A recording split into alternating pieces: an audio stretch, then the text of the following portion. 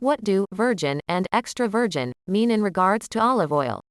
I have seen the terms virgin and extra virgin on bottles of olive oil. What do these terms mean, and how do they affect the flavor and cooking properties of the oil? In the US, extra virgin isn't a legally protected term. Some of the stuff sold as IVU here would never, ever pass as it elsewhere. From Wikipedia, see link. 1. Extra virgin olive oil comes from virgin oil production only, contains no more than 0.8% acidity, and is judged to have a superior taste. Extra virgin olive oil accounts for less than 10% of oil in many producing countries. It is used on salads, added at the table to soups and stews, and for dipping. Virgin olive oil comes from virgin oil production only, has an acidity less than 2%, and is judged to have a good taste.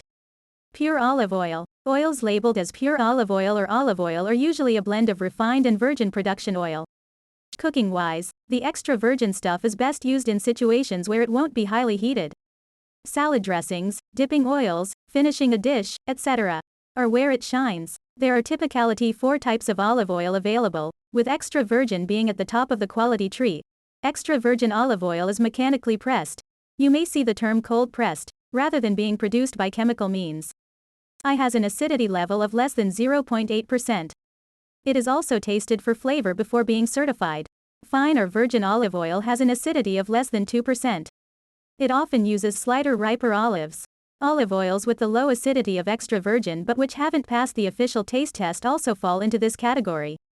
Ordinary olive oil is usually used to produce refined oils with a bland flavor. Pumice oil is processed from the paste left after the first pressing.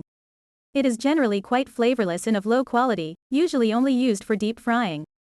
Exceptional quality extra virgin olive oil is still made on hand presses, and hence the cost can be quite high.